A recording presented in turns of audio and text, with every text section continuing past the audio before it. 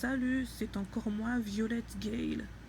Si vous arrivez à trouver la chaîne, n'oubliez pas de vous abonner ou alors de laisser des likes si vous aimez mes vidéos.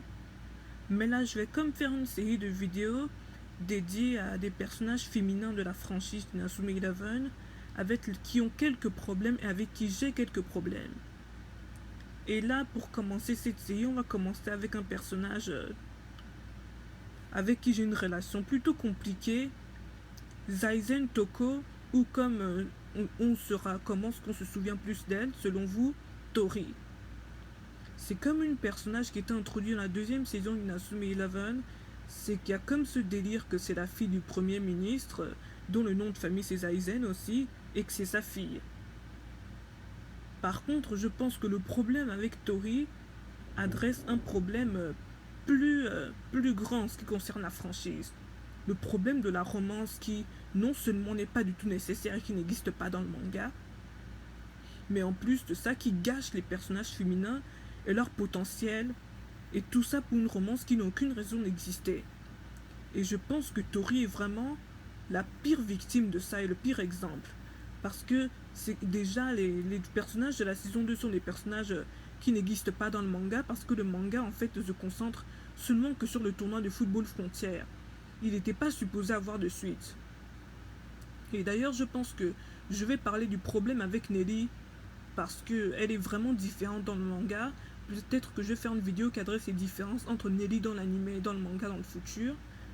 Mais là, je vais me concentrer sur Tori et dans les d'autres personnages féminins avec qui j'ai un problème dans les vidéos de cette même série à venir. Bon, là, on va commencer par Tori parce que c'était un personnage que j'aimais bien quand j'étais plus jeune, parce que quand j'étais petite, et que je regardais Inazuma Eleven quand j'étais plus jeune, j'étais vraiment une garçon manquée qui aimait jouer au foot qui aimait jouer au foot en prétendant que je fais des techniques d'Inazuma Eleven et tout ça. J'étais genre garçon manqué, un peu comme Tori, quoi, et j'aimais bien jouer au foot, mais j'étais pas vraiment fan de ce sport quand j'étais plus jeune. Je n'ai commencé à aimer le foot seulement que quand je suis devenu adulte, en fait, grâce à la Coupe du Monde de 2022, mais c'est pas ça le sujet. Le sujet, c'est que la romance a complètement, non seulement détruit le personnage de Tori, mais a vraiment gâché son potentiel. Parce que, déjà, dans le jeu, c'est moins pire, parce que dans le jeu, c'est une gamine, parce que dans le jeu, elle a 12 ans, mais dans l'anime, je pense qu'il l'a rendue plus vieille pour que ce soit, comme pour dire, un peu moins problématique. Mais ça empire le problème justement parce que dans l'anime, son personnage et sa personnalité ont été complètement gâchés en faveur d'une romance qui non seulement ne va nulle part, mais en plus qui ne sert à rien. En plus, elle sera complètement ignorée en faveur d'un nouveau personnage féminin et d'une nouvelle love interest pour Marc, que je déteste. Beaucoup de gens l'aiment, mais moi je la hais. C'est évidemment Camélia ou Fuyuka dans la version japonaise. Et Tori déjà est un personnage du type défenseur. Elle joue dans la défense en fait. Mais je ne sais pour quelle raison, alors qu'elle est mineure, elle dirige les services secrets. Alors que, encore une fois, elle est mineure. C'est pas très logique, mais bon. Et elle a comme sa propre équipe de foot reliée autour des services secrets, même si certains design vraiment problématiques, mais bon, le design problématique des personnes noires en général, certains designs passent, mais beaucoup de designs sont sérieusement problématiques, même voire racistes quasiment, mais ça c'est plus un problème de la façon comment les animés représentent les personnes noires, c'est plus un plus gros problème dans les animés en général.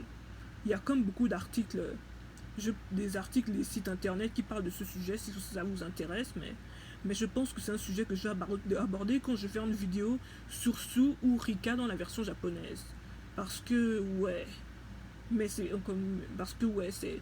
Même si elle semble être basée sur un cliché sur les personnes noires, en fait, elle est basée sur un espèce de courant de mode, d'un style de mode japonais, les gyaru, une ganguro quoi. Les ganguro, c'est genre les gyaru qui se teignent la peau de façon vraiment, vraiment noire.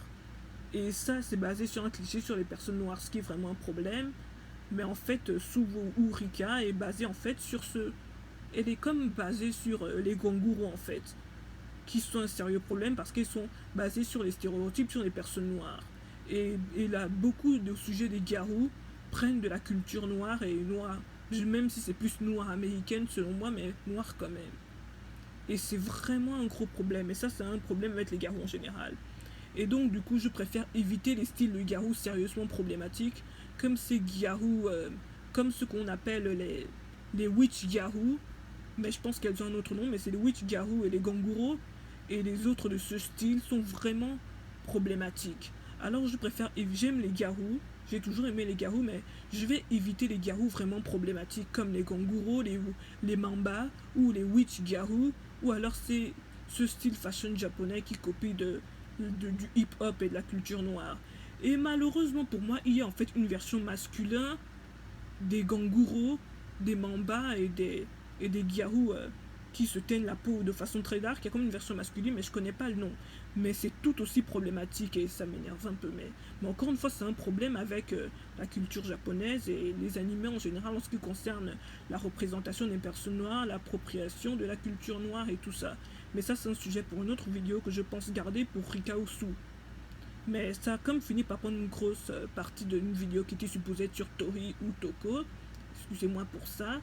Mais c'était quand même important qu'on en parle parce que on voit quand même Tori et Sue ensemble, je veux dire, ou Rika, on voit quand même Tori et Sue ensemble quand même assez souvent.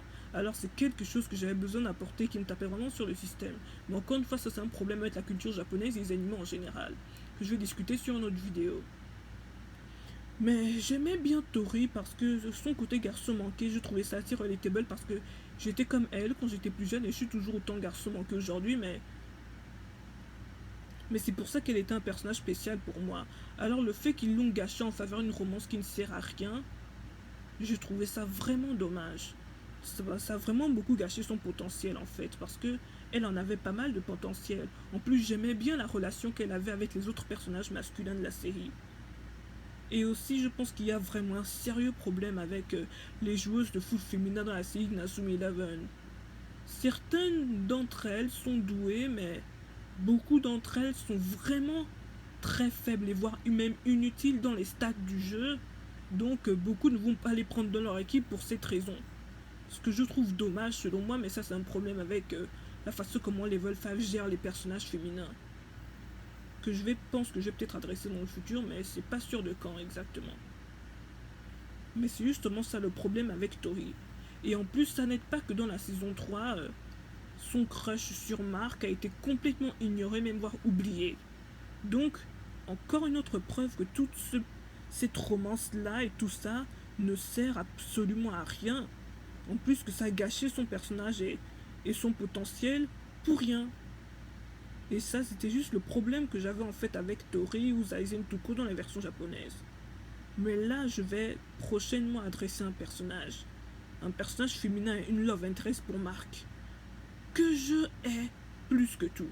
On va parler de Fuyuka ou Camélia dans la prochaine vidéo de cette même série sur mon problème avec certains personnages féminins d'Inazuma Eleven. Donc, c'est fini pour aujourd'hui. Et n'oubliez pas de vous abonner ou de laisser un like si vous avez aimé la vidéo. Ou si vous aimez les vidéos de ce genre, de vous abonner à ma chaîne. Salut!